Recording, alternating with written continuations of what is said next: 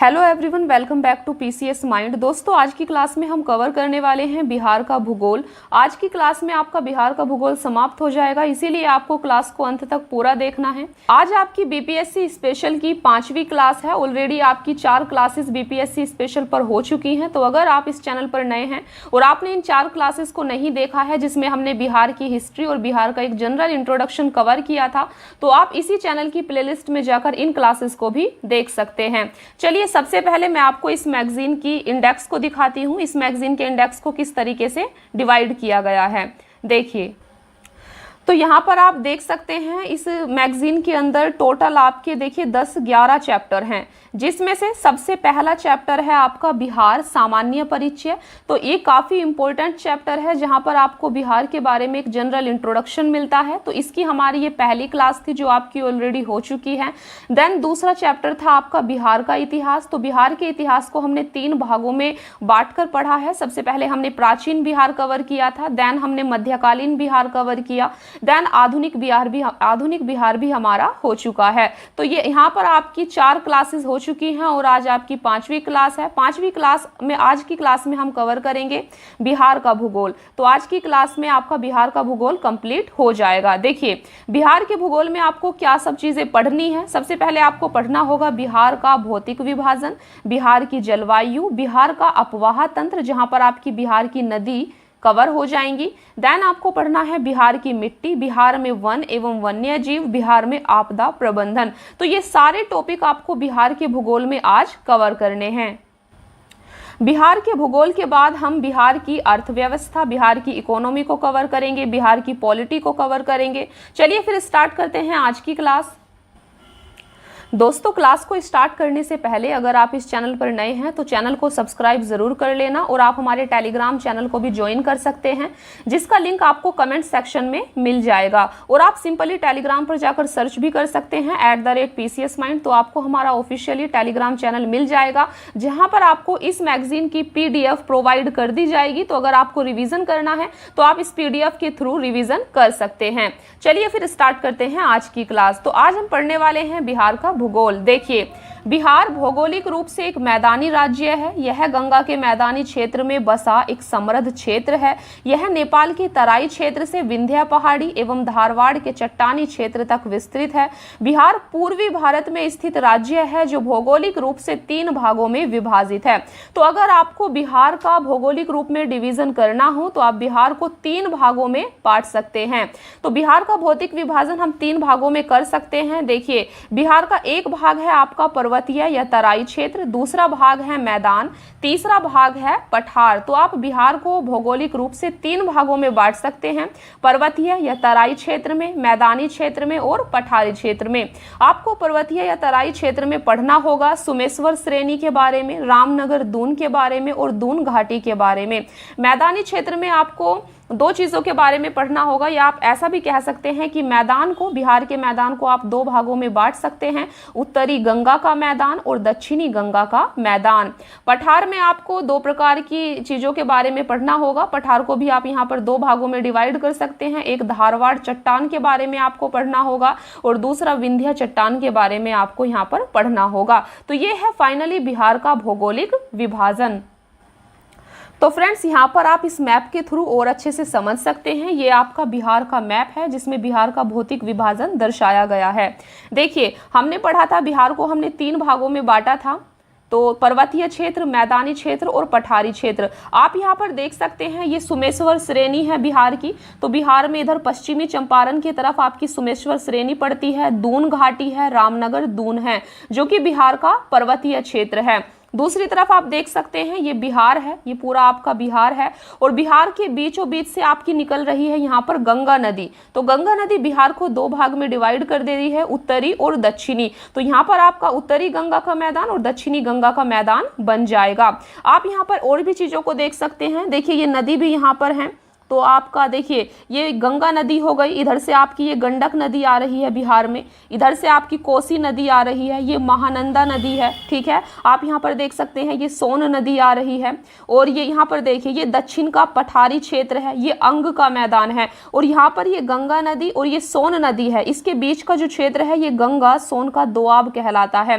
देखिए यहाँ पर ये गंडक नदी है और ये कोसी नदी है, तो इसके बीच का जो क्षेत्र है वो कहलाता है आपका गंडक कोसी दोआब।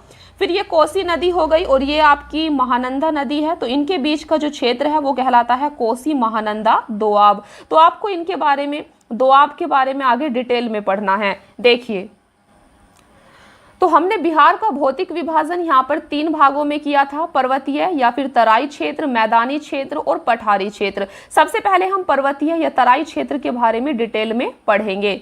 देखिए तो ये है सबसे पहले आपका पर्वतीय या तराई क्षेत्र। देखिए बिहार के उत्तर पश्चिम भाग में हिमालय पर्वत की शिवालिक श्रेणी का भाग अवस्थित है। तो बिहार के उत्तर पश्चिम भाग में हिमालय पर्वत की शिवालिक श्रेणी का भाग अवस्थित है। इसका कुल क्षेत्रफल लगभग 932 वर्ग किलोमीटर है। इसका विस्तार मुख्य रूप से पश्चिमी चंपारण जिले में है। तो ये कहाँ पर है? ये पश्चिमी चंपारण जिले में इसका विस्तार है। इसे 3 उपवर्गों में विभाजित किया जा सकता है। नंबर 1 सोमेश्वर श्रेणी, रामनगर दून और दून घाटी। तो हम इसी विस्तार को 3 श्रेणी में बांट सकते हैं। सबसे पहली है सोमेश्वर श्रेणी। देखिए त्रिवेणी संगम पर यह नेपाल एवं बिहार की सीमा निर्धारित करता है। इसकी ऊंचाई 874 मीटर है। यह बिहार की सबसे ऊंची चोटी है। अगर आपसे पूछा जाए कि बिहार की सबसे ऊंची चोटी कौन सी है, तो यह है आपकी सोमेश्वर श्रेणी। दूसरा है रामनगर दून। इसका विस्तार हरहा नदी घाटी में है। इस क्षेत्र की अधिकतम ऊंचाई 240 मीटर है। नेक्स्ट है आपका दून घाटी। इसका विस्तार सुमेश्वर श्रेणी एवं रामनगर दून के बीच है। इस घाटी को हरहा नदी की घाटी भी कहा जाता है। तो आपको याद रखना है बिहार के पर्वतीय या तराई क्षेत्र को हम 3 भागों में बांट सकते हैं, सोमेश्वर श्रेणी, रामनगर दून और दून घाटी। दूसरा भाग है मैदानी क्षेत्र। चलिए पढ़ते हैं बिहार के मैदानी क्षेत्र के बारे में। देखिए बिहार के कुल भूभाग का 96% भाग मैदानी है। इस मैदानी भाग का निर्माण गंगा और उसकी सहायक नदियों के निक्षेप से हुआ है। इस मैदान के मध्य से गंगा नदी बहती है, जैसा कि हमने मैप में भी देखा था। गंगा नदी की अवस्थिति के आधार पर इसे 2 उपवर्गों में विभाजित किया जाता है।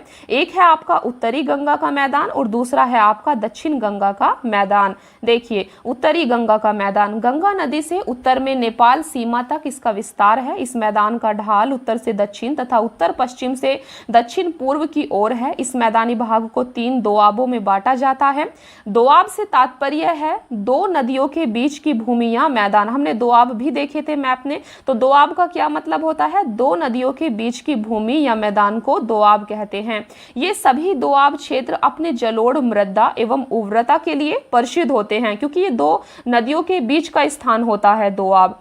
तो देखिए तो हमने कौन कौन से दोआब देखे थे। एक है आपका घाघरा गंडक दोआब। तो घाघरा गंडक दोआब का मतलब है घाघरा नदी और गंडक नदी के बीच का जो क्षेत्र है वो आपका घाघरा गंडक दोआब कहलाएगा। नेक्स्ट है गंडक कोसी दोआब, गंडक नदी और कोसी नदी के बीच का भूमि। नेक्स्ट है कोसी महानंदा दोआब। तो ये तीनों दोआब आपके कहाँ पड़ते हैं? ये उत्तरी गंगा मैदान में है, उत्तरी गंगा के मैदान में है। नेक्स्ट है आपका दक्षिण गंगा का मैदान। तो गंगा नदी से दक्षिण और दक्षिण के पठारी पहाड़ी क्षेत्र के मध्य दक्षिण गंगा का मैदान अवस्थित है। उत्तरी गंगा मैदान की तुलना में इसका आकार छोटा है। इसका निर्माण गंगा के अतिरिक्त पठारी नदियों के निक्षेप से हुआ है। इस क्षेत्र को 3 उपवर्गों में बांटा जाता है। तो दक्षिण गंगा के मैदान में देखिए कौन कौन से दोआब हैं। एक है आपका गंगा सोन दोआब, दूसरा है मगध का मैदान और तीसरा है अंग का मैदान। तो ये जो तीनों एरिया हैं ये आपके दक्षिण गंगा के मैदान में पड़ते हैं। चलिए बात करते हैं तीसरा भौगोलिक क्षेत्र है बिहार का पठार। तो पठार के बारे में देखते हैं। देखिए बिहार के दक्षिणी सीमा पर पठार एवं पहाड़ी क्षेत्र हैं। तो पठार कहाँ है? पठार बिहार की दक्षिणी सीमा पर हैं, जो झारखंड से सीमा साझा करते हैं। तो आपको पता है कि झारखंड पहले बिहार का ही पार्ट हुआ करता था, जिसको अलग कर दिया गया था, ठीक है। तो झारखंड से सीमा साझा करते हैं। दक्षिण में स्थित पठारी क्षेत्र में 2 क्रम की चट्टानें अवस्थित हैं। तो ये जो दक्षिण में स्थित बिहार का पठारी क्षेत्र है, यहाँ पर 2 प्रकार की चट्टानें पाई जाती हैं। इनको आपको याद रखना है। एक है आपकी धारवाड़ चट्टाने और एक है आपकी विंध्य चट्टाने। तो धारवाड़ चट्टाने या विंध्य चट्टाने कहाँ मिलेंगी? ये बिहार के दक्षिणी इलाके में मिलेंगी, दक्षिणी क्षेत्र में मिलेंगी। धारवाड़ चट्टाने आपकी मिलती हैं मुंगेर जिले में, जमुई, नवादा, गया। तो इन जिलों में आपकी धारवाड़ चट्टाने मिलती हैं, इनको आपको याद रखना है। कभी कभी आपसे एग्जाम में पूछा जाता है कि धारवाड़ चट्टाने बिहार के कौन से जिले में मिलती हैं। तो सिंपली देखिए कॉन्सेप्ट ये कहता है कि धारवाड़ चट्टाने आपको बिहार के दक्षिणी क्षेत्र में मिलेंगी। और अगर आपको थोड़ी सी मैप की नॉलेज है तो आप एक आइडिया से भी बता सकते हैं कि दक्षिण में बिहार के कौन कौन से जिले होंगे। तो आपके मुंगेर, जमुई, नवादा, गया में धारवाड़ चट्टाने मिलती हैं। और विंध्य चट्टाने आपकी कैमूर और रोहतास में मिलती हैं। तो इनको आपको स्टार लगाकर याद रखना है।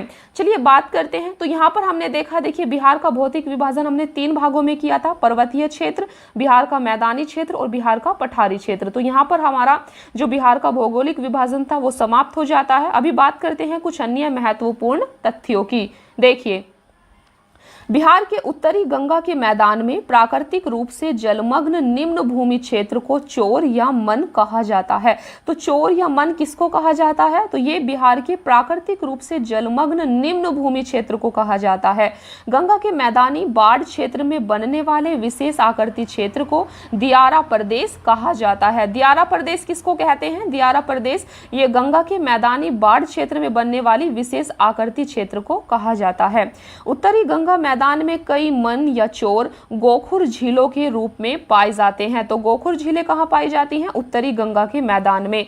दक्षिणी गंगा मैदान में तटबंध से लगे दक्षिण की ओर गहराई वाले क्षेत्र को टाल कहा जाता है। उत्तरी गंगा का मैदान बाढ़ की विभीषिका के लिए प्रसिद्ध है। तो अगर आपसे पूछा जाए बिहार में सबसे ज्यादा बाढ़ कहाँ आती है, तो ये उत्तरी गंगा के मैदान में आती है। और उत्तरी गंगा का मैदान बाढ़ की विभीषिका के लिए प्रसिद्ध है। तो इन चीजों को आपको यहाँ पर याद रखना है।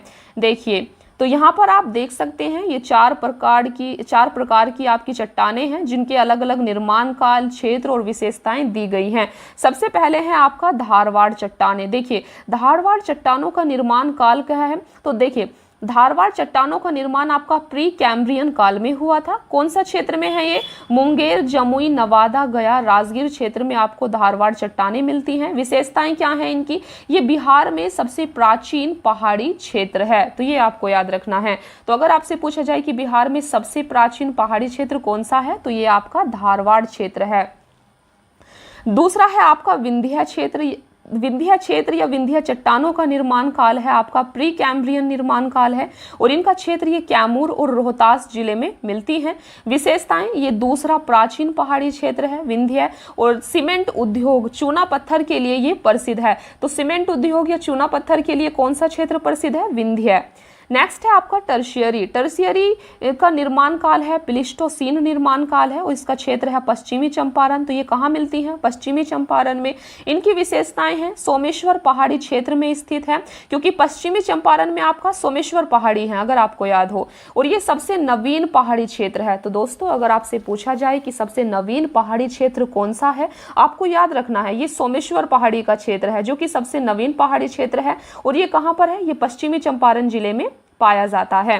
नेक्स्ट है आपका क्वार्टनरी जो कि प्लीस्टोसीन एवं होलोसीन काल का है। और इसका स्पेशली जो क्षेत्र है यह है गंगा के मैदान। तो क्वार्टनरी चट्टानें आपकी कहाँ मिलती हैं? ये मिलती हैं गंगा के मैदान में। इसकी विशेषताएं हैं बिहार का अधिकांश भाग मैदानी है, कृषि के लिए सबसे उपयुक्त है। तो गंगा का मैदान कृषि के लिए सबसे उपयुक्त है। तो ये यहाँ पर कुछ पॉइंट्स थे जिनको आपको यहाँ पर याद रखना है। देखिए यहाँ पर आपका जो बिहार के भूगोल में पहला चैप्टर था बिहार का भौतिक विभाजन, तो ये पहला चैप्टर आपका यहाँ पर समाप्त हो जाता है। अभी हम दूसरे चैप्टर को समझेंगे और दूसरा चैप्टर है आपका बिहार की जलवायु। यहाँ पर आपको बिहार की जलवायु के बारे में समझना है और कुछ पॉइंट्स को यहाँ पर याद रखना है। देखिए किसी क्षेत्र के दीर्घकालिक मौसम की औसत दशाओं को जलवायु कहते हैं। सबसे पहले जलवायु की डेफिनेशन है कि जलवायु किसे कहते हैं। तो किसी क्षेत्र के दीर्घकालिक मौसम की औसत दशाओं को जलवायु कहते हैं। बिहार की जलवायु उपोष्ण कटिबंधीय या मानसूनी जलवायु है। अगर आपसे पूछा जाए कि बिहार की जलवायु किस प्रकार की है, तो आपको ये पॉइंट याद रखना है कि बिहार की जलवायु उपोष्ण कटिबंधीय या मानसूनी जलवायु है। किसी क्षेत्र की जलवायु विभिन्न कारकों से प्रभावित होती है। बिहार में जलवायु को प्रभावित या निर्धारित करने वाले प्रमुख कारक निम्नलिखित हैं। देखिए, तो जलवायु को प्रभावित करने वाले कारक कौन कौन से होते हैं? एक होती है अक्षांशीय स्थिति, अक्षांशीय स्थिति उपोष्ण क्षेत्र, दूसरा बंगाल की खाड़ी से दूरी, तीसरा मानसून का प्रभाव, चौथा उत्तर में हिमालय पर्वत की उपस्थिति और पांचवा उच्चावच। तो फ्रेंड्स, ये सभी कारक बिहार की जलवायु को प्रभावित करते हैं। इन पॉइंट्स को आपको याद रखना है। देखिए, बिहार के उत्तरी भाग एवं दक्षिणी भाग की भौगोलिक दशाओं में अंतर के कारण विभिन्न भूगोलवेत्ताओं ने बिहार की जलवायु का अलग अलग प्रकार से वर्गीकरण किया है। ये आपके लिए काफी ज्यादा इंपॉर्टेंट है, जो कि विभिन्न भूगोलवेत्ताओं ने बिहार की जलवायु का वर्गीकरण किया है। यहाँ से क्वेश्चन अक्सर पूछा जाता है। देखिए, इस टेबल को आपको याद रखना है। ये जलवायु है, ये क्षेत्र है और संकेतक। देखिए, बिहार, जो उत्तरी बिहार और दक्षिणी बिहार, ठीक है, तो ये कोपेन है। कोपेन आपके एक भूगोलवेत्ता हैं। तो कोपेन ने बिहार की जलवायु को कैसे बांटा है? देखिए, कोपेन ने बिहार के उत्तरी बिहार के लिए CWG संकेतक का यूज किया है, और जबकि कोपेन ने दक्षिणी बिहार की जलवायु के लिए AW संकेतक का यूज किया है। बस आपको इतना याद रखना है कि बिहार की उत्तरी बिहार की जलवायु को दर्शाने के लिए कौन से संकेतक का यूज किया जाता है? CWG according to Koppen, Koppen के अनुसार है ये। और दक्षिणी बिहार की जलवायु को दर्शाने के लिए AW संकेतक का यूज किया जाता है।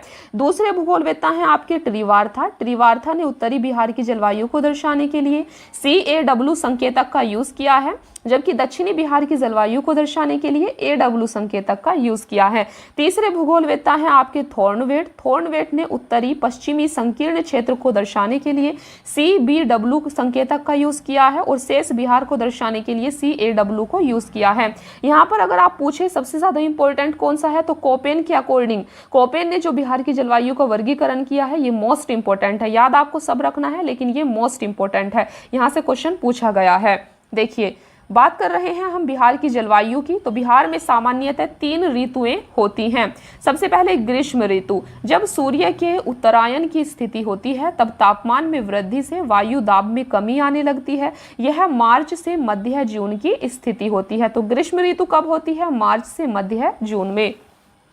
इस मौसम में पश्चिमी और मध्य बिहार में गर्म हवाएं चलती हैं, जिन्हें लू कहा जाता है। इस मौसम में तापमान 32 डिग्री सेल्सियस होता है। सबसे गर्म स्थान गया, 47 डिग्री सेल्सियस तक यहाँ पर तापमान होता है। और सबसे गर्म स्थान कौन सा होता है? गया।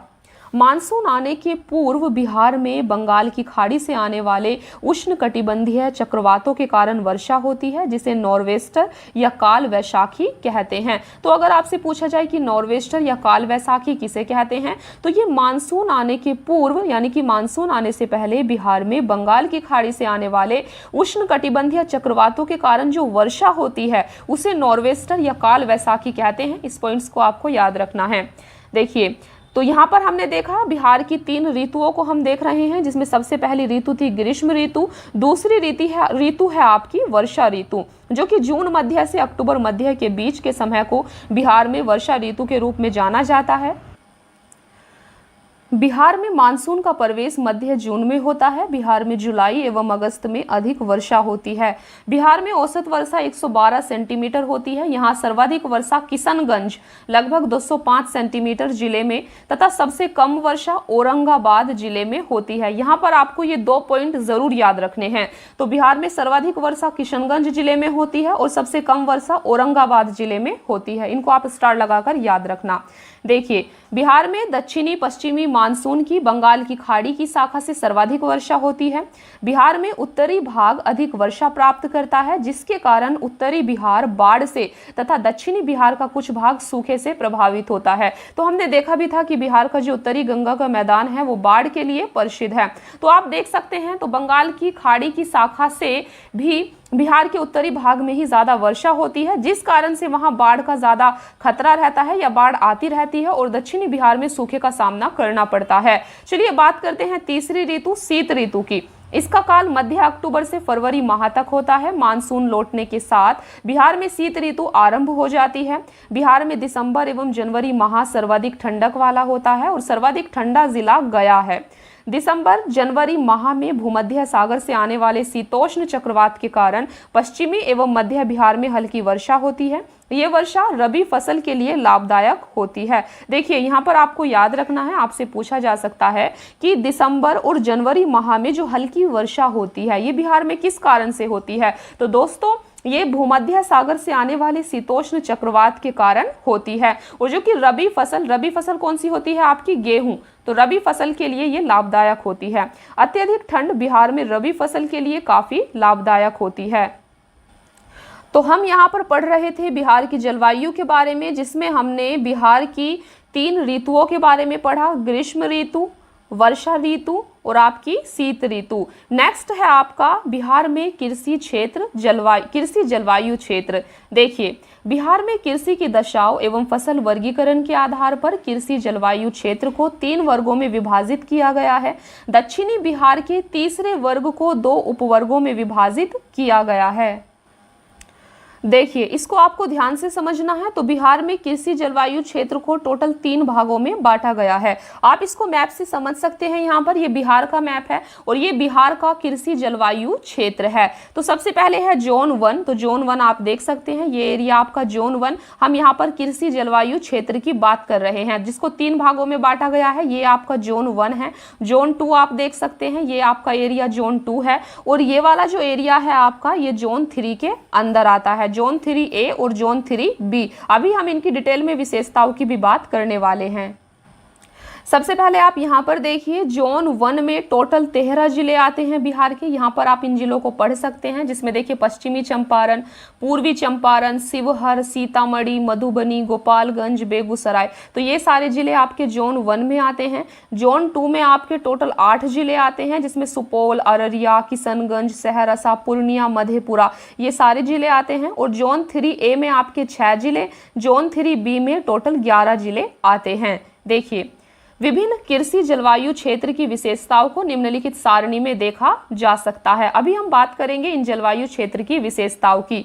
तो सबसे पहले है आपका कृषि जलवायु क्षेत्र में जोन 1, जो कि उत्तर पश्चिमी क्षेत्र में पड़ता है।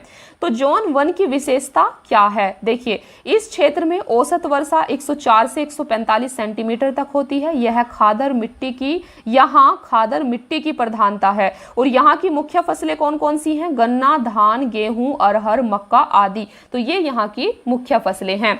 फिर है आपका जोन 2। जोन 2 आपका उत्तर पूर्वी क्षेत्र में पड़ता है, बिहार के उत्तर पूर्वी क्षेत्र में पड़ता है। और इस क्षेत्र की विशेषता है, इस क्षेत्र में औसत वर्षा 120 से 140 सेंटीमीटर तक होती है। और यहाँ की मुख्य फसलें हैं जूट, धान, चाय, मक्का आदि। नेक्स्ट है आपका जोन 3। जोन 3 आपका दक्षिणी क्षेत्र में, बिहार का जो दक्षिणी क्षेत्र है वो जोन 3 में आता है। इस क्षेत्र में औसत वर्षा 95 से 115 सेंटीमीटर तक होती है। यहाँ बांगर मिट्टी की प्रधानता है। तो दक्षिणी क्षेत्र में कौन सी मिट्टी मिलती है बिहार में? बांगर मिट्टी मिलती है। यहाँ की मुख्य फसलें हैं गेहूं, दाल, अरहर, चना आदि।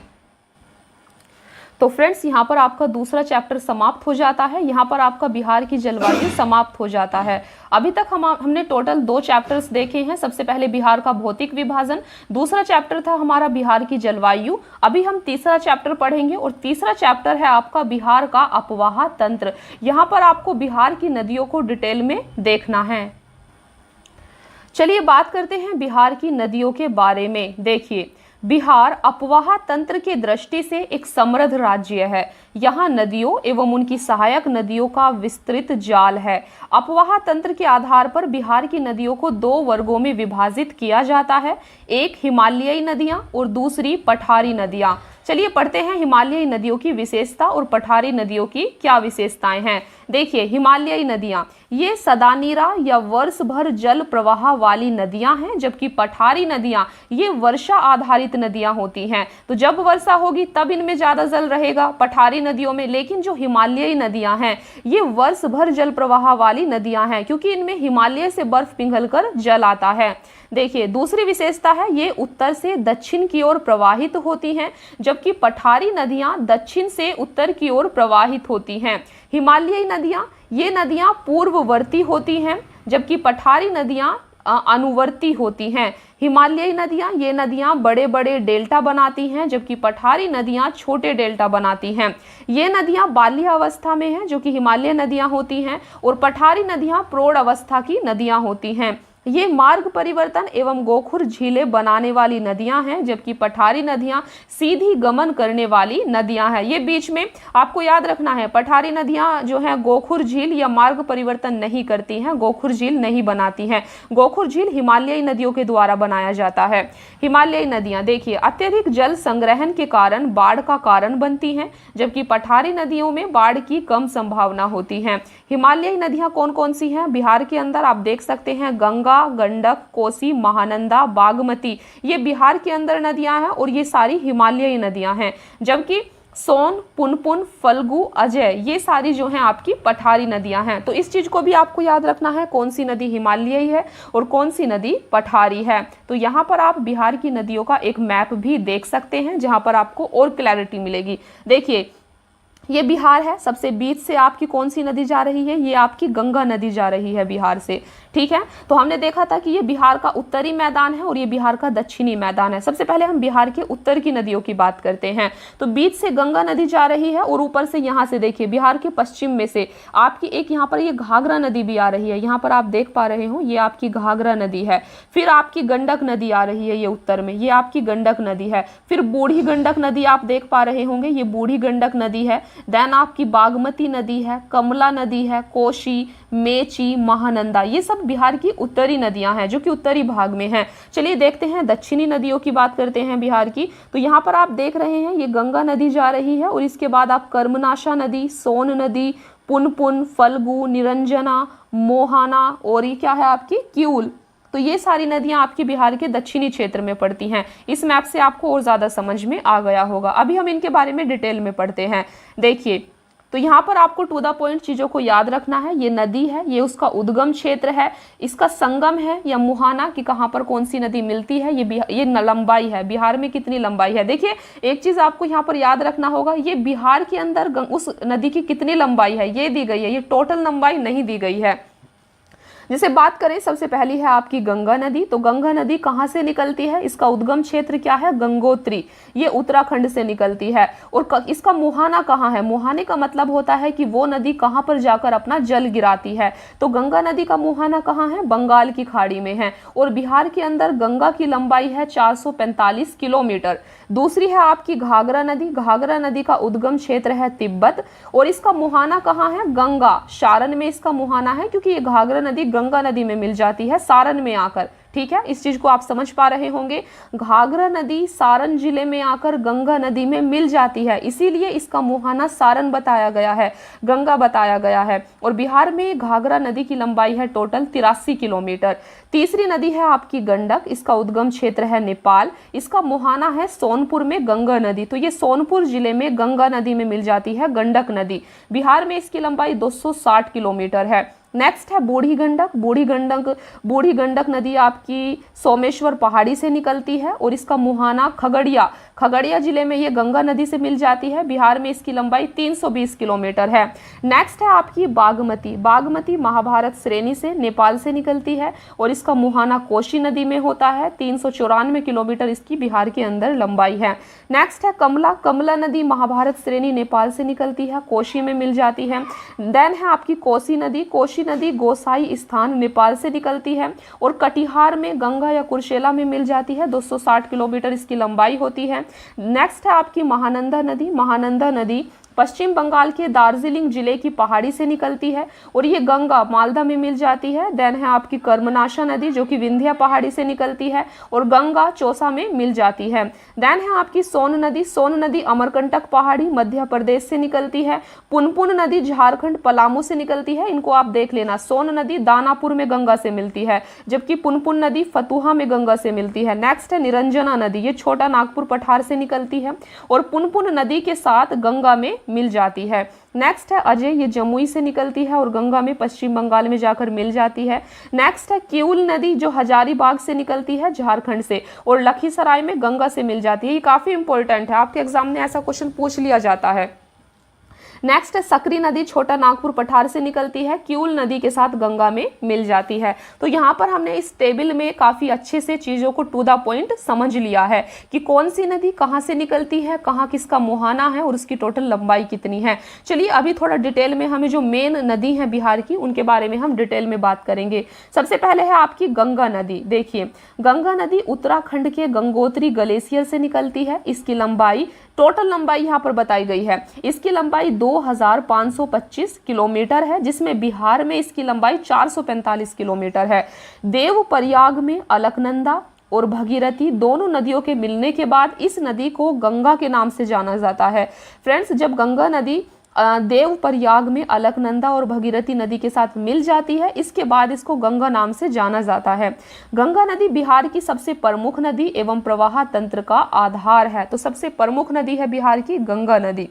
गंगा नदी बिहार में बक्सर जिले में चौसा के समीप प्रवेश करती है। तो ये भी आपसे पूछा जाता है कि गंगा नदी का प्रवेश द्वार बिहार में कौन सा जिला है। तो यहाँ पर आप देख सकते हैं कि गंगा नदी बिहार में बक्सर जिले में शुरू में जब प्रवेश करती है तो वो बक्सर जिले में प्रवेश करती है, चौसा के समीप, और कटिहार एवं भागलपुर से सीमा बनाती हुई बिहार से बाहर पश्चिम बंगाल में चली जाती है।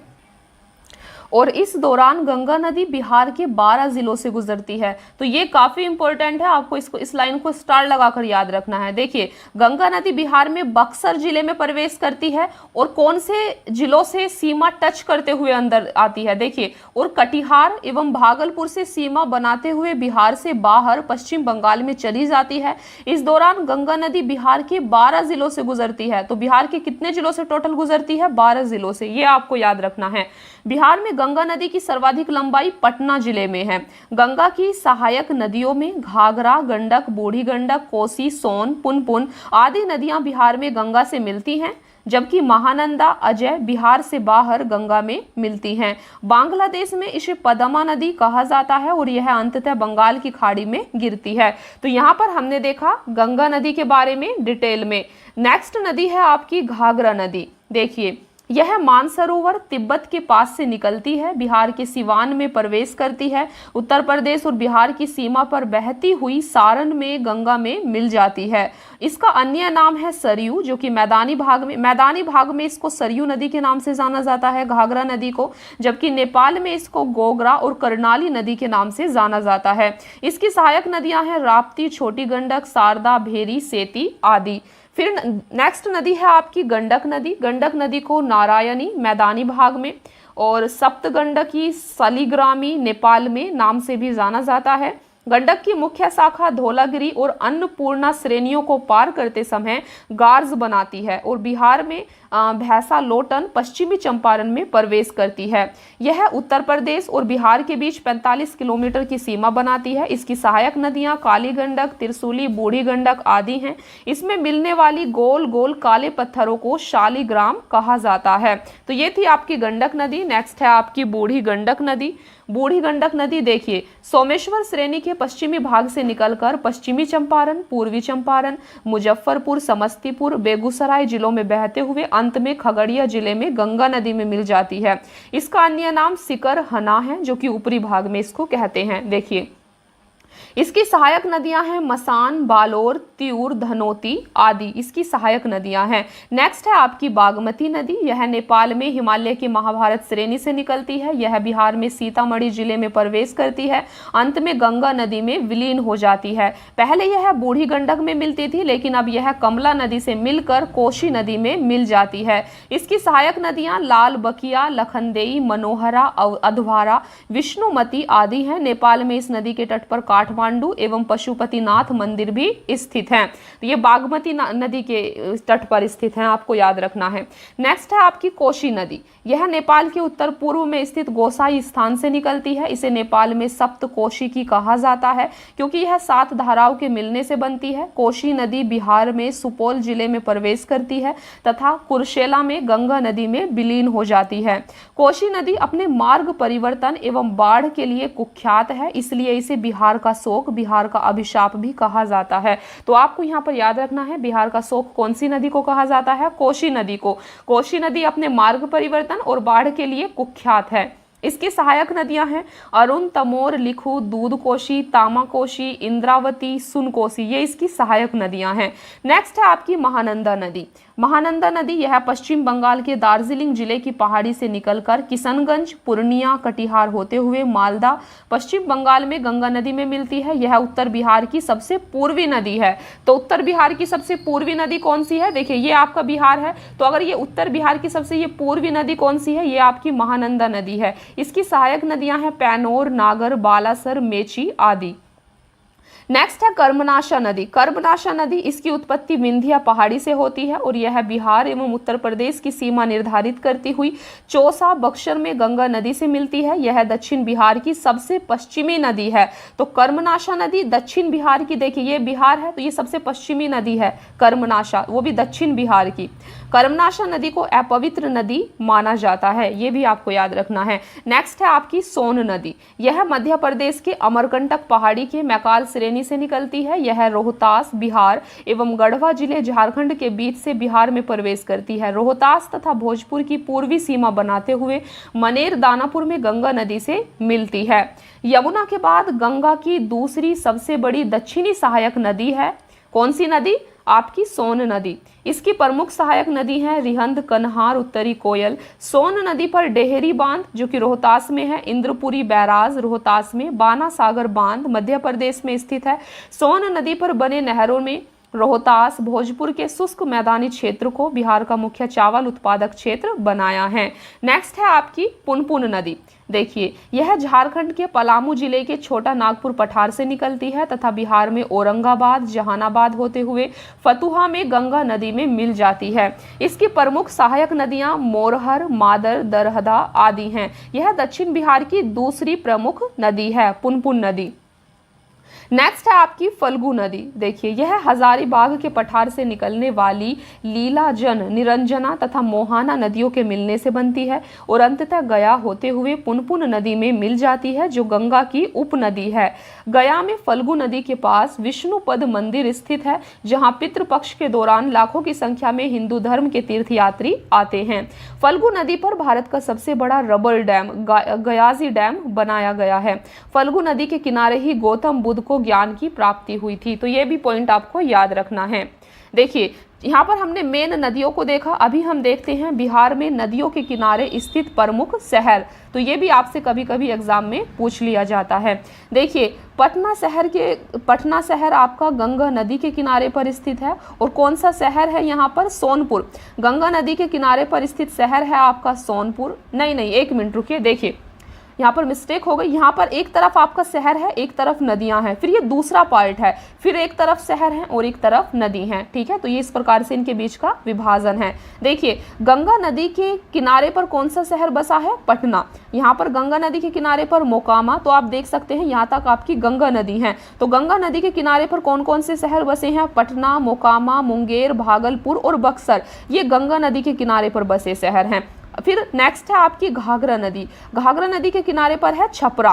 गंडक नदी के किनारे पर है हाजीपुर। यहाँ पर आप देख सकते हैं, यहाँ गंडक नदी के किनारे पर है सोनपुर और मुजफ्फरपुर देख सकते हैं। बूढ़ी गंडक नदी के किनारे पर मुजफ्फरपुर है और यहाँ पर खगड़िया, समस्तीपुर, ये बूढ़ी गंडक नदी के किनारे पर स्थित शहर है। बागमती नदी के किनारे पर स्थित है दरभंगा।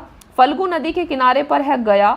पुनपुन नदी और गंगा नदी के किनारे पर है आपका फतुहा शहर। तो यहाँ पर आप इन कुछ मेन को यहाँ पर याद रख सकते हैं। पूछ लिया जाता है कि कौन सी नदी के किनारे पर स्थित कौन सा शहर है।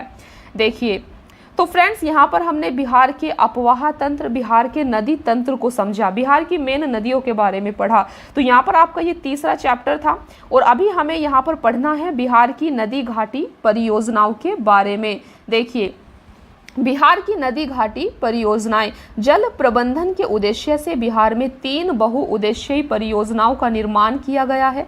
इन परियोजनाओं में बाढ़ नियंत्रण, सिंचाई प्रबंधन, जल संरक्षण पर्यटन, परिवहन, ऊर्जा उत्पादन आदि को लक्षित किया गया है। तो यहाँ पर आप देख सकते हैं बिहार की नदी घाटी परियोजनाओं, बिहार में बहुउद्देश्यीय परियोजनाओं के बारे में, जो कि टोटल 3 हैं। 3 बहुउद्देश्यीय परियोजनाएं हैं जिनके द्वारा, देखिए बहुउद्देश्यीय परियोजनाएं इनको इसलिए कहा जा रहा है क्योंकि इनके द्वारा काफी सारे उद्देश्यों को पूरा किया जा रहा है। आप देख रहे हैं कि बाढ़ नियंत्रण किया जा रहा है, सिंचाई प्रबंधन के लिए जरूरी है, जल संरक्षण किया जा रहा है, पर्यटन, परिवहन, ऊर्जा उत्पादन इत्यादि क्षेत्रों में लाभकारी। तो फ्रेंड्स, हमें यहाँ पर मेनली बिहार की 3 बहुउद्देश्यीय परियोजनाओं के बारे में पढ़ना है। सबसे पहले है आपकी सोन नदी बहुउद्देश्यीय परियोजनाएं, गंडक नदी बहुउद्देश्यीय परियोजना और कोसी नदी बहुउद्देश्यीय परियोजनाएं। देखिए, सबसे पहले समझते हैं सोन बहुउद्देश्यीय परियोजना के बारे में। सोन नदी परियोजना का निर्माण 1874 ईस्वी में डेहरी,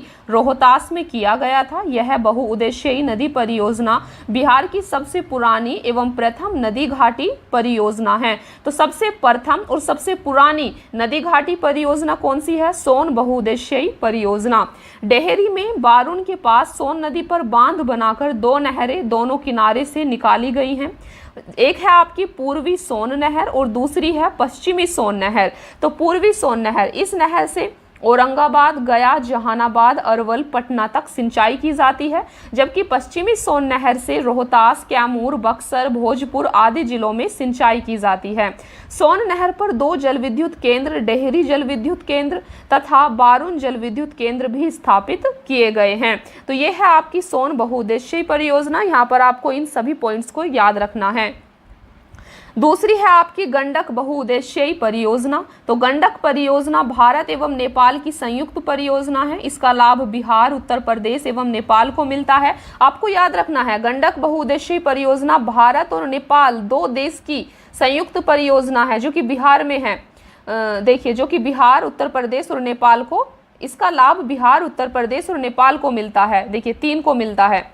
गंडक परियोजना के लिए 1959 ईस्वी में नेपाल के साथ समझौता हुआ। इस परियोजना का कार्य 1960 ईस्वी में प्रारंभ हुआ था। इस परियोजना के अंतर्गत भारत नेपाल सीमा पर भैंसा लोटन के पास गंडक नदी पर बांध का निर्माण कर जलाशय का निर्माण किया गया है। यह बराज या बांध वाल्मीकि नगर के पास त्रिवेणी संगम के पास निर्मित है। गंडक परियोजना में जलाशय से पूर्व एवं पश्चिम की ओर नहर निकाली गई है। एक है पूर्व गंडक नहर और दूसरी है पश्चिमी गंडक नहर। पूर्वी नहर 3 भागों में विभक्त है, जिसे तिरहुत, त्रिवेणी एवं दोन नहर के नाम से जाना जाता है।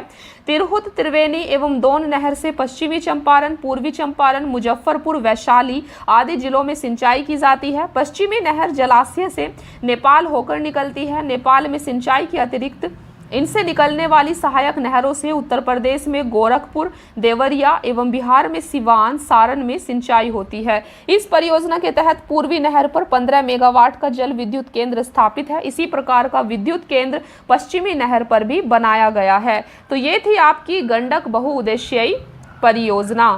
नेक्स्ट है आपकी कोसी बहुउद्देश्यीय परियोजना।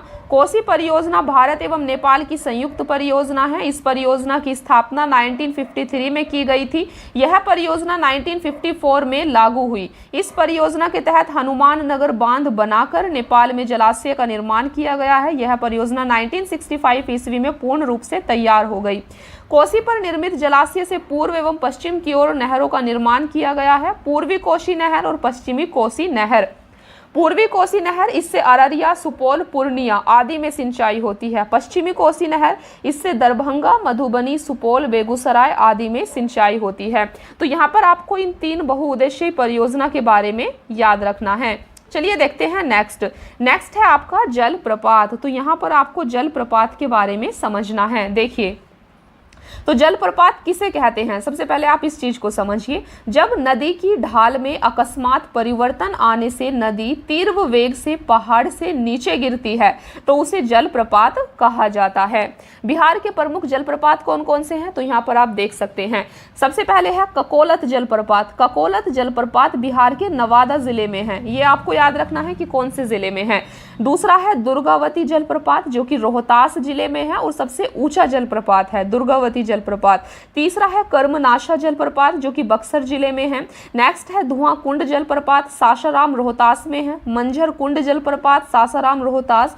जियार कुंड जलप्रपात भोजपुर में है। तेलहर कुंड जलप्रपात कैमूर में है। तो यहाँ पर आपको इन जलप्रपात के बारे में याद रखना होगा।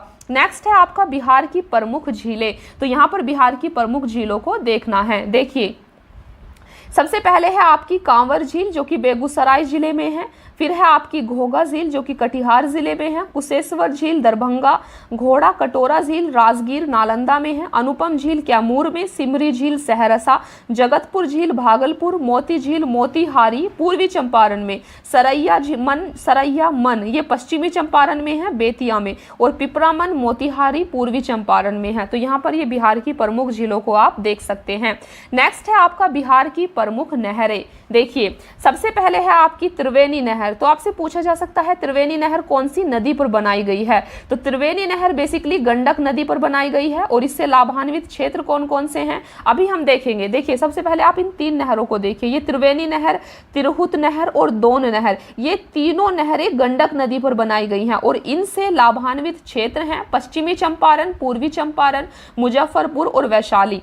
नेक्स्ट है आपकी जो कोसी नदी पर बनाई गई है नहर। देखिए, ये तीनों कोसी नदी पर बनाई गई है, पूर्वी कोसी नहर, पश्चिमी कोसी नहर और राजपुर नहर। और इनसे लाभान्वित क्षेत्र हैं अररिया, सुपौल, पूर्णिया, दरभंगा, मधुबनी, सुपौल, सहरसा, मधेपुरा, बेगूसराय। तो ये इनसे लाभान्वित क्षेत्र हैं।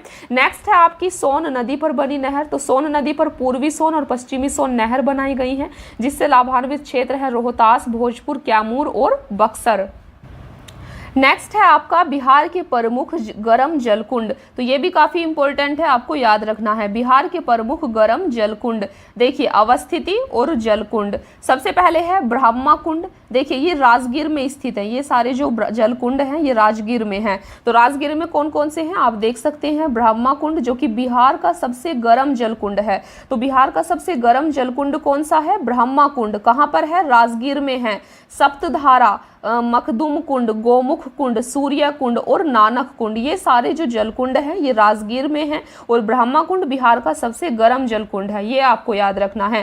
नेक्स्ट देखिए, मुंगेर में कौन कौन से हैं। लक्ष्मण कुंड कहाँ है आपका, मुंगेर में है। सीता कुंड, रामेश्वर कुंड, ऋषि कुंड, जन्म कुंड, भीम बांध, श्रृंगार ऋषि कुंड, भरारी कुंड और पंचतंत्र कुंड, ये सारे आपके जो हैं ये मुंगेर में है। विशेषकर लक्ष्मण कुंड और सीता कुंड और भीम बांध ये आपके मुंगेर में है, जिनको आपको याद रखना है। और अग्निकुंड, अग्निकुंड कहाँ है, ये आपका गया में है। ये काफी इंपॉर्टेंट है, मैं स्टार लगा रही हूँ तो इनको आपको अच्छे से याद कर लेना है। चलिए, यहाँ पर आपका तीसरा चैप्टर जो था आपका बिहार का अपवाह तंत्र, जहाँ पर हमने बिहार की नदी, झील, जलकुंड और काफ़ी सारी चीज़ों के बारे में हमने यहाँ पर समझा है। तो यहाँ पर आपका तीसरा चैप्टर समाप्त हो जाता है, बिहार का अपवाह तंत्र। अभी नेक्स्ट चैप्टर है आपका बिहार की मिट्टी। तो यहाँ पर आपको बिहार की मिट्टी के बारे में समझना है। चलिए फिर स्टार्ट करते हैं। देखिए, पृथ्वी के ऊपरी सतह पर फैले मोटे, मध्यम और बारीक कार्बनिक तथा अकार्बनिक मिश्रित कणों को मृदा या मिट्टी कहते हैं। मृदा का निर्माण चट्टानों के टूटने फूटने तथा इनमें भौतिक और रासायनिक परिवर्तनों के फलस्वरूप होता है।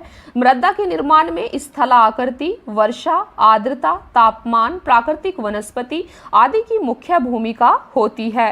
मृदा के अध्ययन को मृदा विज्ञान पैडोलॉजी कहते हैं। तो पैडोलॉजी क्या कहते हैं, किसको कहते हैं, ये मृदा का अध्ययन पैडोलॉजी कहलाता है। और विश्व मृदा दिवस 5 दिसंबर को मनाया जाता है। बिहार एक मैदानी राज्य है जहां लगभग 90% क्षेत्र में जलोढ़ या फिर अपोड़ या कछारी मिट्टी पाई जाती है। आपको याद रखना है, जलोढ़ मिट्टी का दूसरा नाम कछारी मिट्टी भी है। बिहार में मिट्टी को उत्तर बिहार एवं दक्षिण बिहार में निम्नलिखित रूप में विभाजित किया गया है। तो ये है आपकी उत्तर बिहार की मिट्टी और ये है दक्षिण बिहार की मिट्टी। तो उत्तर बिहार की मिट्टी में कौन कौन सी आती है, तो आप देख सकते हैं पर्वतपादीय मिट्टी, तराई मिट्टी, पुरानी जलोढ़ मिट्टी जो कि बांगर मिट्टी भी इसको कहा जाता है, नवीन जलोढ़ मिट्टी को खादर मिट्टी कहा जाता है। तो ये चीज आपको याद रखनी है, पुरानी जलोढ़ मिट्टी को बांगर और नवीन जलोढ़ मिट्टी को खादर कहा जाता है। तो ये आपकी उत्तरी बिहार की मिट्टी थी। फिर है आपकी दक्षिण बिहार की मिट्टी, जिसमें आती है आपकी टाल मिट्टी, कगारी मिट्टी, पुरानी जलोढ़ मिट्टी जिसको करेल केवाल भी कहा जाता है, लाल पीली मिट्टी जिसको बलथर मिट्टी भी कहा जाता है। तो इस प्रकार से बिहार की मिट्टी को हम दो भाग में बांट सकते हैं, उत्तरी बिहार की मिट्टी और दक्षिणी बिहार की मिट्टी। चलिए इनके बारे में अभी थोड़ा डिटेल में समझते हैं। तो सबसे पहले हम पढ़ते हैं उत्तरी बिहार की मिट्टी के बारे में। देखिए, उत्तरी बिहार की मिट्टी का निर्माण हिमालय से निकलने वाली गंगा, गंडक, बूढ़ी गंडक, कोसी, महानंदा एवं उसकी सहायक नदियों से हुआ है। उत्तर बिहार की मिट्टी को 4 उपवर्गों में बांटा गया है। तो उत्तर बिहार की मिट्टी को भी 4 उपवर्गों में बांटा गया है। सबसे पहले पर्वत पादीय मिट्टी। यह मिट्टी पश्चिमी चंपारण के उत्तरी पश्चिमी भाग के सुमेश्वर श्रेणी के आसपास पाई जाती है। तो सुमेश्वर श्रेणी कहाँ है आपकी? ये पश्चिमी चंपारण में है और पर्वतीय क्षेत्र है, ये चीज आपको याद रखनी है। इस क्षेत्र में अधिक वर्षा होने के कारण मृदा में अधिक नमी पाई जाती है और यह अधिक उपजाऊ होती है। यह मृदा मुख्य रूप से धान और गन्ने की खेती के लिए अनुकूल होती है। दूसरी मिट्टी है आपकी तराई मिट्टी। इस मिट्टी का विस्तार बिहार के उत्तरी सीमा पर पश्चिम में चंपारण से लेकर पूर्व में किशनगंज तक 5 से 7 किलोमीटर चौड़ी पट्टी में है। इस मिट्टी में कहीं कहीं कंकड़ और रेत की मात्रा अधिक पाई जाती है। कौन सी मिट्टी में? तराई मिट्टी में। तथा कई जगहों पर दलदल भूमि का भी विकास हुआ है। यह मिट्टी हल्के भूरे या पीले रंग की होती है। यह मिट्टी धान, पटसन और गन्ने की खेती के लिए अनुकूल होती है। तो हमने यहाँ पर बात की तराई मिट्टी और पर्वत पादीय मिट्टी की। तीसरी मिट्टी है आपकी पुरानी जलोढ़ मिट्टी जिसको बांगर मिट्टी भी कहा जाता है। इस मिट्टी का विकास उन क्षेत्रों में होता है जहां बाढ़ का पानी प्रति वर्ष नहीं पहुंच पाता है। ये चीज आपको याद रखनी है। तो पुरानी जलोढ़ मिट्टी कौन सी होती है? जहां पर बाढ़ का पानी प्रति वर्ष नहीं पहुंच पाता है, वो आपकी बांगर मिट्टी कहलाती है। इस मिट्टी का विस्तार मुख्यतः घाघरा, गंडक, दोआब और बूढ़ी गंडक के पश्चिमी भाग में है। इसका विस्तार पूर्णिया, सहरसा, दरभंगा, मुजफ्फरपुर आदि क्षेत्रों में भी है। इस मृदा में चूना और पोटास की अधिकता होती है तथा फास्फोरस एवं नाइट्रोजन की कमी होती है, ये आपको याद रखना है। इसकी प्रकृति क्षारीय होती है। इसमें मुख्य रूप से धान, गेहूं, मक्का, तंबाकू, गन्ना उगाए जाते हैं। और चौथी उपवर्ग की मिट्टी है आपकी नवीन जलोढ़ मिट्टी जिसको खादर मिट्टी कहा जाता है। देखिए, नदियों द्वारा प्रतिवर्ष लाए गए अवसादों से खादर मिट्टी का निर्माण होता है। इस मिट्टी का विस्तार गंगा, गंडक, बूढ़ी गंडक, कोसी, महानंदा की निचली घाटी में है। इस मिट्टी का रंग गहरा भूरा होता है। इसमें बालू एवं चीका की प्रधानता होती है। इस मिट्टी में नाइट्रोजन की कमी पाई जाती है, ये आपको याद रखना है। यह मिट्टी अत्यधिक उर्वरक होती है जिसमें पर्याप्त सिंचाई होने पर धान, गेहूं, जूट, मक्का आदि की पैदावार अच्छी होती है। तो फ्रेंड्स, यहाँ पर हमने देखा उत्तरी बिहार की मिट्टी। अभी आपको समझना है दक्षिण बिहार की मिट्टी के बारे में। तो देखिए, दक्षिण बिहार की मिट्टी का विस्तार गंगा नदी तथा छोटा नागपुर पठार के मध्य है। मिट्टी की संरचना के आधार पर दक्षिण बिहार की मिट्टी को 4 भागों में वर्गीकृत किया गया है। तो इसको भी 4 भागों में बांटा जा सकता है। सबसे पहले है आपकी टाल मिट्टी। तो टाल निम्न भूमि का क्षेत्र होता है। देखिए, ये जो वर्ड है टाल, इसको किसे कहा जाता है? टाल। तो निम्न भूमि के क्षेत्र को टाल कहा जाता है जो वर्षा ऋतु में जल प्लावित रहता है। टाल मिट्टी का विस्तार गंगा के दक्षिणी तट पर बक्सर से भागलपुर तक 8 से 10 किलोमीटर चौड़ी पट्टी में है। यह मिट्टी मोटे कणों वाली धूसर रंग की एवं भारी मिट्टी होती है। इस मिट्टी में रबी फसलें अच्छी होती हैं। यह क्षेत्र दलहन उत्पादन के लिए प्रसिद्ध है। ये थी आपकी टाल मिट्टी। दूसरी है आपकी कगारी मिट्टी जो कि दक्षिण बिहार की मिट्टी है। देखिए, गंगा नदी के दक्षिण तट पर एवं सोन, फल्गु, पुनपुन, क्यूल नदियों के किनारे पर इस मिट्टी का विस्तार है। इसकी उर्वरा शक्ति कुछ कमजोर होती है। यह मिट्टी मोटे अनाज एवं सब्जी के उत्पादन के लिए जानी जाती है। इस मिट्टी में उगाई जाने वाली प्रमुख फसलें मक्का, सरसों, मिर्च आदि हैं। तीसरी मिट्टी है आपकी पुरानी जलोढ़ मिट्टी। तो इस मिट्टी का विस्तार बक्सर, उत्तरी गया, पटना, नालंदा, मुंगेर से लेकर भागलपुर तक है। इस मिट्टी की उर्वरा शक्ति अधिक होती है तथा इसमें जल सोखने की क्षमता भी अधिक होती है। इस मिट्टी का रंग गहरा भूरा, पीला एवं हल्का होता है। इस मिट्टी में उगाई जाने वाली प्रमुख फसलें मक्का, धान, बाजरा, आलू, अरहर, गेहूं आदि है। फिर चौथी मिट्टी है आपकी लाल पीली या बलथर मिट्टी। तो पश्चिम में कैमूर श्रेणी के निकट से पूर्व में राजमहल की उच्च भूमि तक 8 से 15 किलोमीटर चौड़ी पट्टी में इस मिट्टी का विस्तार है। यह मिट्टी जमुई, मुंगेर के खड़गपुर पहाड़ी क्षेत्र, बांका, नवादा और औरंगाबाद के पठारी क्षेत्र में पाई जाती है। इस मिट्टी में रेत एवं कंकड़ की बहुलता होती है एवं इसकी उर्वरा शक्ति काफी कम होती है। इस मिट्टी में जल संग्रहण की क्षमता भी कम होती है। लौह तत्व की प्रधानता के कारण यह लाल रंग की होती है और इसकी प्रकृति अम्लीय होती है। इस मिट्टी में मक्का, ज्वार, बाजरा, अरहर आदि मोटे अनाज उपजाए जाते हैं। तो यहाँ पर हमने देखा अभी लाल पीली मिट्टी के बारे में या फिर दक्षिण बिहार की मिट्टी के बारे में। चलिए बात करते हैं कुछ अन्य महत्वपूर्ण बिंदु की। देखिए, लाल बलुई मिट्टी कैमूर एवं रोहतास के पठारी क्षेत्रों में पाई जाती है। इस मिट्टी में बालू और लेटराइट मिट्टी के अंश भी पाए जाते हैं। इस मिट्टी में मुख्य रूप से ज्वार, बाजरा, मक्का जैसे मोटे अनाज उपजाए जाते हैं। तो ये थे कुछ अदर इंपॉर्टेंट पॉइंट्स। तो यहाँ पर आपका बिहार की मिट्टी का जो चैप्टर था वो समाप्त हो जाता है। अभी हम एक नया चैप्टर पढ़ेंगे और एक नया चैप्टर है आपका वन एवं वन्य जीव। तो अभी हम बिहार के वन और वन्य जीव के बारे में पढ़ने वाले हैं।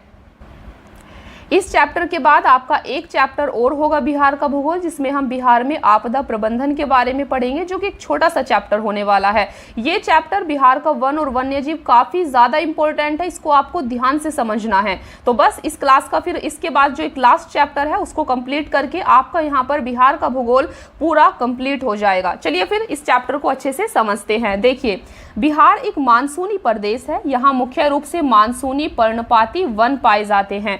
इन पर्णपाती वनों को उनकी विशिष्टता के आधार पर दो भागों में बांटा जाता है, एक आर्द्र पर्णपाती वन, दूसरा शुष्क पर्णपाती वन। तो सबसे पहले बात करते हैं आर्द्र पर्णपाती वन की। देखिए, ये वन उन क्षेत्रों में पाए जाते हैं जहां वर्ष में वर्षा औसतन 120 सेंटीमीटर से अधिक होती है।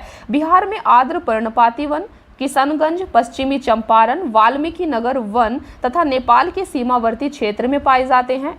ऐसे वनों में साल, सेमल, जामुन, सागवान आदि के वृक्ष मिलते हैं। इसके अतिरिक्त इन वनों में सवई घास, हाथी घास, नरकट, बेंत आदि झाड़ियां पाई जाती हैं। दूसरे हैं आपके शुष्क पर्णपाती वन। तो ये वन उन क्षेत्रों में पाए जाते हैं जहां वर्ष में वर्षा औसतन 120 सेंटीमीटर से कम होती है। बिहार के अधिकांश भागों में इसी प्रकार के वन पाए जाते हैं, शुष्क पर्णपाती वन। ये वन कैमूर की पहाड़ी, मुंगेर, जमुई, बांका आदि क्षेत्रों में पाए जाते हैं। इन वनों में शीशम, अमलतास, साल, खैरा, महुआ, पलास, जामुन, बांस आदि के वृक्ष पाए जाते हैं। देखिए, चलिए यहाँ पर हमने बात की बिहार के दो प्रकार के वनों के बारे में। अभी बात करते हैं हम बिहार के वन्य जीव अभयारण्य के बारे में। देखिए, तो बिहार में एक राष्ट्रीय उद्यान तथा 12 वन्य जीव अभयारण्य हैं। तो सबसे पहले बात करते हैं अभयारण्य स्थान और उनकी विशेषता के बारे में। सबसे पहले है आपके सामने वाल्मीकि नगर राष्ट्रीय उद्यान। तो आप देख सकते हैं वाल्मीकि नगर राष्ट्रीय उद्यान ये बिहार का एकमात्र नेशनल पार्क है। तो ये कहाँ पर है? तो वाल्मीकि नगर राष्ट्रीय उद्यान ये आपका पश्चिमी चंपारण में है। यह बिहार का एकमात्र राष्ट्रीय उद्यान है। जैसे कि मैंने आपको बताया कि बिहार में एकमात्र नेशनल पार्क वाल्मीकि नगर राष्ट्रीय उद्यान है। इसमें बिहार के सबसे घने वन पाए जाते हैं। चलिए यहाँ से आप देख सकते हैं ये अभयारण्य है। तो भीम बांध एवं वन्य जीव अभयारण्य ये कहाँ पर है? ये मुंगेर जिले में है। 681 वर्ग किलोमीटर क्षेत्र में फैला है। तेंदुआ, भालू, सुअर, मगरमच्छ के लिए ये प्रसिद्ध है। नेक्स्ट है गौतम बुद्ध पक्षी विहार, ये आपका गया में है और 259 वर्ग किलोमीटर क्षेत्र में फैला है। नेक्स्ट है कांवर झील वन्य जीव अभयारण्य जो कि बेगूसराय में है। 63 वर्ग किलोमीटर क्षेत्र में फैला है। साइबेरियाई पक्षियों का आश्रय स्थल है। कौन सा? कांवर झील। तो कांवर झील आपका साइबेरियाई पक्षियों का आश्रय स्थल भी है, इसको पॉइंट लगाकर याद रखना है। रामसर सूची में शामिल बिहार का एकमात्र आर्द्र भूमि क्षेत्र है और जो कांवर झील है ये बिहार की रामसर सूची में शामिल एकमात्र आर्द्र भूमि क्षेत्र भी है। नेक्स्ट है आपका कैमूर वन्य जीव अभयारण्य जो कि रोहतास में है। 1784 वर्ग किलोमीटर क्षेत्र में फैला है और बिहार का सबसे बड़ा वन्य जीव अभयारण्य है आपका कैमूर वन्य जीव अभयारण्य। नेक्स्ट है आपका नागी बांध पक्षी विहार जो कि जमुई में है और यह सबसे छोटा अभयारण्य है। फिर है नकटी डैम वन्य जीव अभयारण्य जमुई में है। पंत वन्य जीव अभयारण्य नालंदा राजगीर में है। उदयपुर वन्य जीव अभयारण्य पश्चिमी चंपारण में है। वाल्मीकि वन्य जीव अभयारण्य पश्चिमी चंपारण में है और 880 वर्ग किलोमीटर क्षेत्र में फैला है। बिहार का एकमात्र बाघ आरक्षीय आरक्षीय है, इसके अंदर जो है बाघ मिलते हैं। नेक्स्ट है आपका कुशेश्वर स्थान पक्षी अभ्यारण्य जो दरभंगा में है और साइबेरियाई पक्षियों का आश्रय स्थल है। तो आप देख सकते हैं ये भी साइबेरियाई पक्षियों का आश्रय स्थल है। नेक्स्ट है विक्रमशिला डॉल्फिन वन्य जीव अभ्यारण्य, ये काफी ज्यादा इंपॉर्टेंट है। विक्रमशिला डॉल्फिन अभ्यारण्य जो कि भागलपुर में है, 60 किलोमीटर क्षेत्र में फैला है। गंगा नदी में मुंगेर से भागलपुर तक इसका फैला हुआ है। भारत के पहले डॉल्फिन अभ्यारण्य के रूप में प्रसिद्ध है। अगर आपसे पूछा जाए बिहार का पहला डॉल्फिन अभ्यारण्य तो ये है आपका विक्रमशिला डॉल्फिन अभ्यारण्य जो कि भागलपुर में है। नेक्स्ट है बरेला सलीम अली पक्षी अभ्यारण्य जो कि वैशाली में है।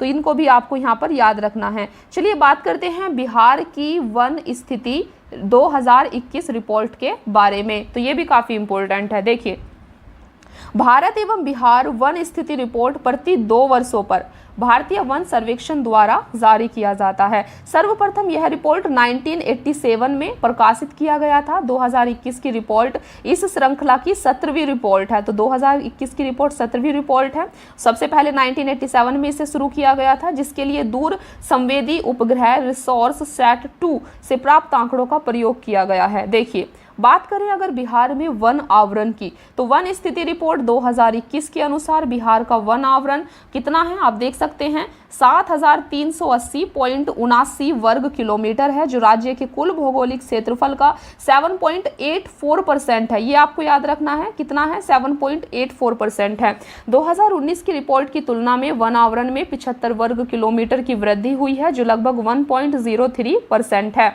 देखिए, बिहार में वन आवरण एवं वृक्ष आवरण, तो वन आवरण की बात करें तो कितने क्षेत्रफल में है 7381 वर्ग किलोमीटर में है, प्रतिशत में 7.84% में, और आप देख सकते हैं कितने परसेंट की कितनी वृद्धि हुई है, तो 75 वर्ग किलोमीटर की वृद्धि हुई है वन आवरण में।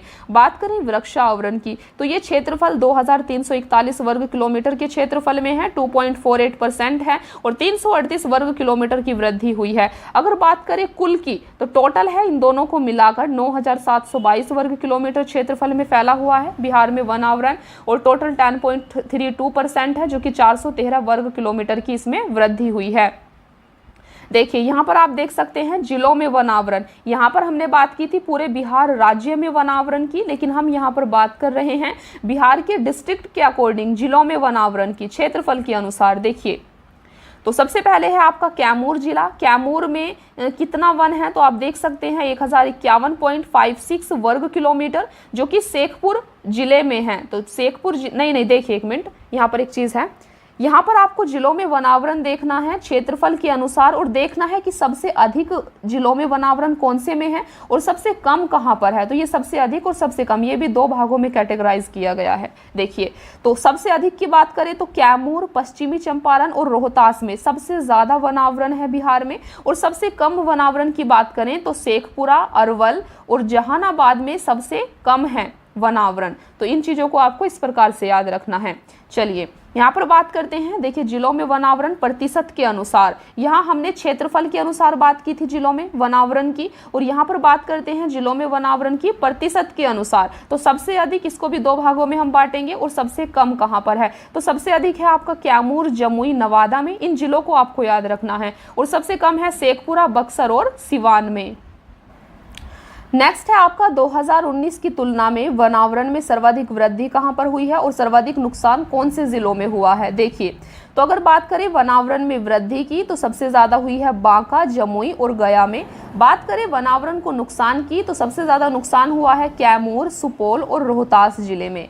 देखिए, कुछ अन्य बिंदु की बात करते हैं तो वाल्मीकि नगर टाइगर रिजर्व के 796.12 किलोमीटर में वन है, जो कुल टाइगर रिजर्व क्षेत्र का 85.71% है। बिहार में वृक्षावरण, भारत वन स्थिति रिपोर्ट 2021 के अनुसार बिहार के 2341 किलोमीटर स्क्वायर क्षेत्र पर वृक्षावरण है, जो राज्य के कुल भौगोलिक क्षेत्रफल का 2.48% है। 2019 की रिपोर्ट की तुलना में वृक्षावरण में 338 वर्ग किलोमीटर वृद्धि दर्ज की गई है, इसको आपको याद रखना है।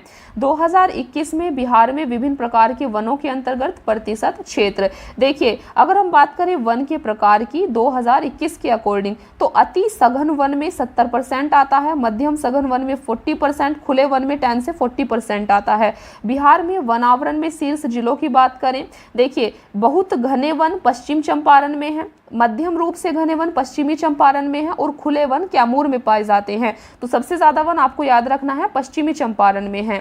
नेक्स्ट है 2019 एवं 2021 वनावरण की तुलना, यहाँ पर तुलना की गई है बेसिकली। तो आप देख सकते हैं 2019 में टोटल क्षेत्रफल 7306 वर्ग किलोमीटर था, जो कि 2021 में 7381 वर्ग किलोमीटर हो गया है। देखिए कुछ नोट है, 10% से अधिक शिखर घनत्व एवं और 1 हेक्टेयर या अधिक क्षेत्रफल वाली वृक्षादित भूमि को वनाच्छादन माना जाता है। कुछ अन्य महत्वपूर्ण तथ्यों की बात करते हैं। देखिए संजय गांधी जैविक उद्यान पटना 153 एकड़ में फैला है। यह उद्यान गैंडा प्रजनन के लिए एशिया का सबसे बड़ा केंद्र है, ये आपको याद रखना है। संजय गांधी जैविक उद्यान ये गैंडा प्रजनन के लिए एशिया का सबसे बड़ा केंद्र है। जनवरी 2021 में बिहार के पहले राजकीय पक्षी उत्सव कलरव का आयोजन जमुई के नागी नकटी पक्षी अभ्यारण्य में किया गया। राजगीर में जू सफारी की स्थापना की गई है। तो जू सफारी की स्थापना कहाँ की गई है? राजगीर में। बिहार में डॉल्फिन रिसर्च सेंटर पटना में स्थित है और डॉल्फिन दिवस 5 अक्टूबर को मनाया जाता है। बाघ गणना रिपोर्ट वर्ष 2018 के अनुसार बिहार में बाघों की संख्या 31 है। तो ये आपको याद रखना है। तो फ्रेंड्स यहाँ पर आपका बिहार का जो वनावरण का चैप्टर था यहाँ पर समाप्त हो जाता है और नेक्स्ट और लास्ट चैप्टर है आपका बिहार के भूगोल में बिहार में आपदा प्रबंधन। चलिए इसके भी कुछ पॉइंट्स को पढ़ते हैं। देखिए बिहार एक मैदानी राज्य है जहां की मुख्य आपदा बाढ़ है। तो बिहार की मुख्य आपदा कौन सी है? बाढ़। इसके अतिरिक्त बिहार सूखा, भूकंप, चक्रवात एवं लू जैसी आपदाओं से भी पीड़ित होता है। चलिए बात करते हैं बाढ़ की। तो बिहार के 38 जिले में से 28 जिले बाढ़ प्रभावित हैं। इन 28 जिलों में 15 अत्यधिक बाढ़ प्रभावित हैं और 13 कम बाढ़ प्रभावित जिले हैं। बाढ़ का अत्यधिक प्रभाव उत्तर बिहार में देखा जाता है। बिहार का बाढ़ग्रस्त क्षेत्र भारत के कुल बाढ़ग्रस्त क्षेत्र का 16.5% है। ये आपको याद रखना है। देखिए आप यहाँ पर देख सकते हैं ये 15 जिले हैं जो कि अत्यधिक बाढ़ प्रभावित जिले हैं और ये आपके 13 जिले हैं जो कि कम बाढ़ प्रभावित जिले हैं। बाढ़ आने का कारण क्या है? तो बाढ़ आने के प्रमुख कारण है बिहार में वर्षा ऋतु के 2 माह में अत्यधिक वर्षा होना, उत्तरी बिहार की नदियों में वर्षा ऋतु में अत्यधिक जल प्रवाह होना, बिहार में जल प्रबंधन का अभाव होना, तटबंधों का टूटना तथा जल संग्रहण क्षेत्र में मानव का प्रसार आदि। तो ये बिहार में बाढ़ आने के प्रमुख कारण है। चलिए बात करते हैं सूखा आपदा की। देखिए तो सूखा कैसे आता है? मानसून की अनिश्चितता तथा जल के अवैज्ञानिक दोहन के कारण सूखा की स्थिति उत्पन्न होती है। बिहार का लगभग 20% क्षेत्र सूखे से प्रभावित होता है। सूखे से प्रभावित होने वाले प्रमुख जिले औरंगाबाद, गया, नवादा, रोहतास, कैमूर, मुंगेर आदि हैं। सूखा नियंत्रण के लिए आधुनिक सिंचाई पद्धति जैसे टपक सिंचाई, फव्वारा सिंचाई आदि का प्रयोग एवं नहर निर्माण का कार्य किया जाना आवश्यक है। चलिए बात करते हैं भूकंप की। तो बिहार की भौगोलिक अवस्थिति हिमालय के समीप होने के कारण यहाँ भूकंप की संभावना को जन्म देती है। बिहार के अलग अलग क्षेत्रों को भूकंप की संभावना के आधार पर विभिन्न जोन आप देख सकते हैं इन जोनों में विभाजित किया जाता है। देखिए आप यहाँ पर देख पा रहे होंगे ये आपका जोन 3 है, जोन 4 है और जोन 5 है। जोन 3 आपका निम्न प्रबलता वाला क्षेत्र है जहाँ पर भूकंप की बहुत कम संभावना है। तो जोन 3 में आपके कौन कौन से जिले आते हैं? गया, औरंगाबाद, रोहतास, कैमूर, बक्सर, भोजपुर, मुंगेर। फिर है आपका जोन 4 जहाँ पर मध्यम प्रबलता है। तो यहाँ पर पूर्वी चंपारण, पश्चिम चंपारण, सारण, वैशाली, पटना, सिवान, शिवहर, यहाँ पर मध्यम प्रबलता है भूकंप आने की। और नेक्स्ट है आपका जोन 5 जहाँ पर अत्यधिक प्रबलता है भूकंप आने की, सबसे ज्यादा प्रबलता है। तो ऐसे कौन से जिले हैं? आप देख सकते हैं किशनगंज, सहरसा, सुपौल, मधेपुरा, अररिया, सीतामढ़ी, दरभंगा और मधुबनी। तो यहाँ पर भूकंप आने की सबसे ज्यादा संभावना है। नेक्स्ट है आपका चक्रवात। देखिए बिहार भौगोलिक रूप से समुद्र तटीय राज्य नहीं है, लेकिन बंगाल की खाड़ी के समीप होने के कारण बिहार चक्रवात जैसी आपदा से कभी कभी प्रभावित होता है। बंगाल की खाड़ी में उत्पन्न होने वाला चक्रवात पश्चिम बंगाल, झारखंड से होकर बिहार के सीमावर्ती जिलों को प्रभावित करता है। चक्रवात से मुख्य रूप से बिहार के पूर्वी जिले किशनगंज, पूर्णिया, भागलपुर, कटिहार, अररिया आदि जिले प्रभावित होते हैं। चक्रवात में मूसलाधार वर्षा एवं तेज हवाओं से जान माल की क्षति होती है। चक्रवात के बाद देखिए यहाँ पर आप देख सकते हैं, यहाँ पर एक दूसरा इंपॉर्टेंट चीज़ दी हुई है, सेंदाई फ्रेमवर्क और बिहार। तो जानते हैं, चलते हैं, समझते हैं कि सेंदाई फ्रेमवर्क और बिहार के बारे में क्या है। देखिए, जापान के सेंदाई शहर में मार्च 2015 में आपदा जोखिम में कमी लाने के लिए तीसरा संयुक्त राष्ट्र विश्व शिखर सम्मेलन आयोजित किया गया था। इस सम्मेलन में आपदा जोखिम में कमी लाने से संबंधित 7 प्रमुख लक्ष्य निर्धारित किए गए हैं। भारत ने 1 जून 2016 को सेंदाई फ्रेमवर्क को अपनाया है। तो आपसे पूछा जा सकता है कि भारत ने सेंदाई फ्रेमवर्क को कब अपनाया है, तो ये अपनाया है 1 जून 2016 को। बिहार भारत का पहला राज्य है जिसने सेंदाई फ्रेमवर्क से संबंधित कार्य योजना को लागू किया है। तो ये काफ़ी इंपॉर्टेंट है सेंदाई फ्रेमवर्क, इसके बारे में आपको याद रखना है। और बेसिकली सेंदाई फ्रेमवर्क, इसका उद्देश्य क्या था, किस चीज़ के लिए ये किया गया था, तो आप देख सकते हैं आपदा जोखिम में कमी लाने के लिए इसका ये किया गया था बेसिकली। और भारत 1 जून 2016 को इसमें शामिल हुआ था। तो फ्रेंड्स, यहाँ पर आप देख सकते हैं कि आपका बिहार का भूगोल कंप्लीट हो जाता है, बिहार का भूगोल समाप्त हो जाता है। और नेक्स्ट क्लास होगी आपकी बिहार की इकोनॉमिक्स, यानी कि बिहार की अर्थव्यवस्था पर।